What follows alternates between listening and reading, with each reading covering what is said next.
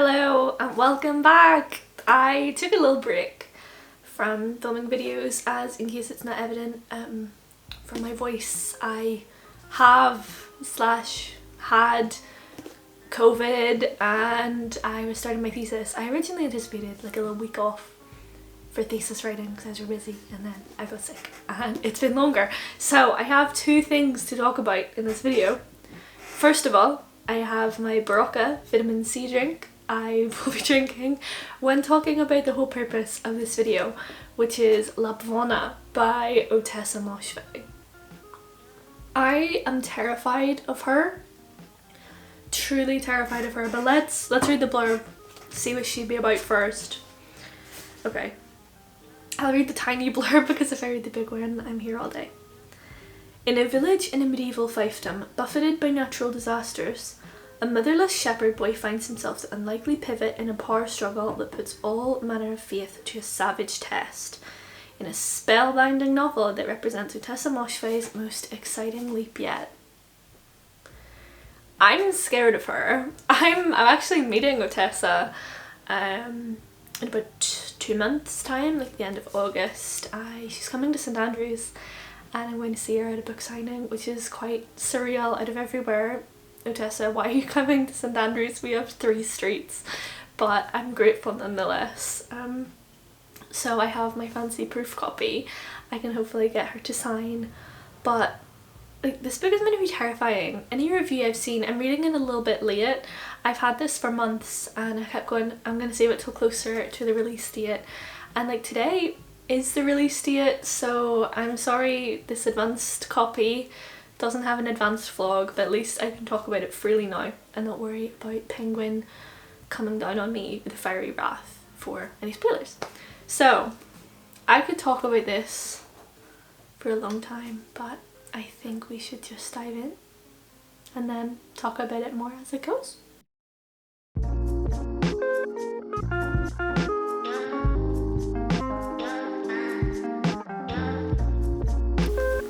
Health. Okay, I'm about 50 pages in and oh my god, like, this is gonna be the worst accent and the worst like impression ever, but Miss Gemma Collins, it's Helena, it's horror, like, it is literal. Like, it's horror, it's disgusting, it's visceral, there's nothing good. Honestly, I might have DNF'd this if it wasn't Miss Moshfegh and so many people hadn't already given absolutely fantastic reviews. Like, it's just not good. Well, like, it's good writing, and I mean, I'm reading it pretty quickly, but there's no good plot. And good isn't like happy.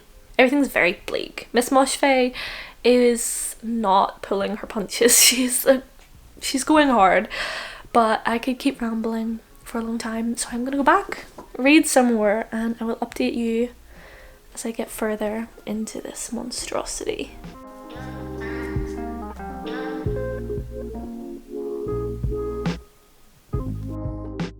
It's been a little while since my last update. I had a break, did some more reading, and I'm like over halfway through this book. I'm on page 186. I don't have a bookmark. And it's unhinged. It's literally unhinged. I've been making notes so I can like chat to you guys once I get back here. So medieval times are weird. Like, I knew they were weird, but like, they're weird.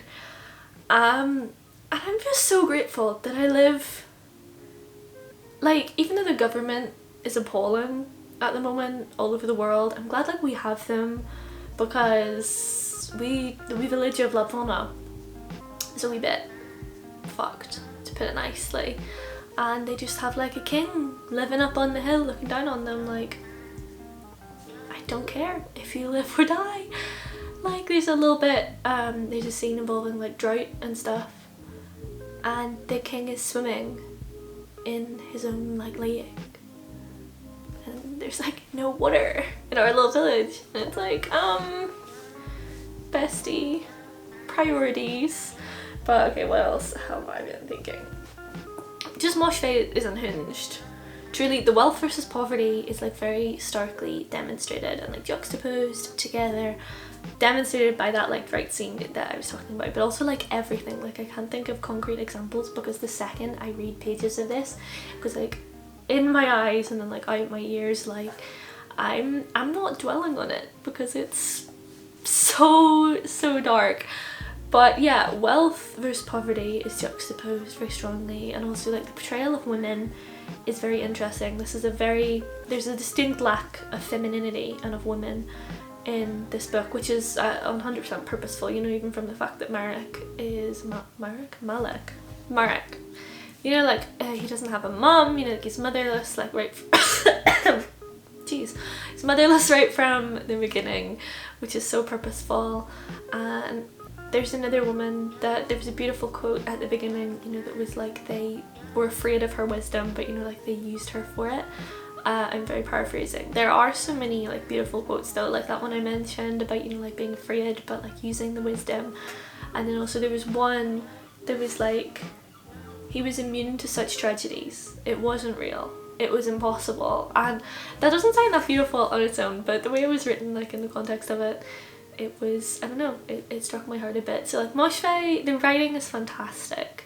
I mean, how otherwise do I read such a messed up story within the space of a few hours? Like I'm nearly done and I'm going to just sit and finish this last bit, if I'm being quite honest, to like right after I stop taking this clip. But it's so messed up. So I'm going on to winter, like I'm in winter, final season, and summer has had a lot of foreshadowing that I really think is going to kind of come into play in this final installment of winter. It feels quite fitting to like end in winter with how dark this book is going. The kind of bleakness seems apt, but I've talked for like 4 minutes and I'm gonna be honest, I don't know what I'm saying. This book is only amplifying my brain fog from being sick, and yeah, no thoughts, brain empty, just vibes, fucked up vibes. So let's finish this and see what it's like.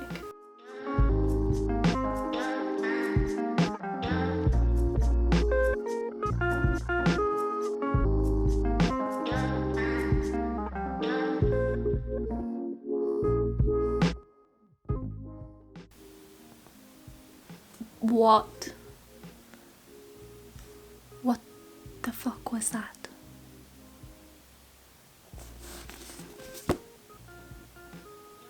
I literally don't know what to say about her. I'm finished, and man, what a whirlwind it was. Okay, I think I enjoyed it overall. I do. I mean, I don't read a book within like, what time is it?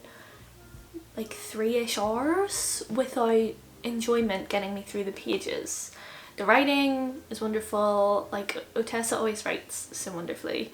The plots are sometimes questionable, definitely on this one, but good writing and fantastic storytelling, you know, to kind of like get you through it. So we cycle through the seasons. It was a cyclical story. We like started and ended in spring, which was really cool. I really liked that. And overall, just the character trajectories, like they blew my mind. Miss Moshfegh is so skilled for being able to do this. Like at the beginning of this book, I literally had no idea what was going to happen. I mean, obviously I had no idea what was going to happen, but you know what I mean? Whenever like you'll kind of have an idea of what's going on. None, and I could not have predicted it to go how it went, even in the slightest. So bravo for completely blowing my mind. This book kind of feels like a fable. Like it's obviously like medieval, with a lot of like cautionary tales almost, you know, like of wealth, you know, of going from like, you know, differences between like two parents, you know, like to care of you versus like a single parent who is not fit to parent. Religion also plays a massive part in this, which I really enjoyed. I love whenever religion is like a part of stories. I don't know if anyone has watched Midnight Mass on Netflix, but it kind of like subverts some of the like religious tropes, and I'm not going to say anything more than that, but it's a fantastic show. It's quite scary, so watching it over summer with these like long bright nights is a good idea. I watched it in winter, didn't sleep for a few nights, but religion, kind of cautionary tale, and like a fable. Honestly, it kind of did feel like one of those like Brothers Grimm fairy tales where everything is so dark, and yeah. This really isn't a put together review. I'm so sorry. I enjoyed it, and I think tentatively 4 stars? 3.5? 4? We'll be generous, we'll say 4, because geez, I want to get in her mind. I want to know what she thinks to write all of these. Like, I have no idea. I'm in awe. I could never write anything as unhinged as that, no matter how hard I try.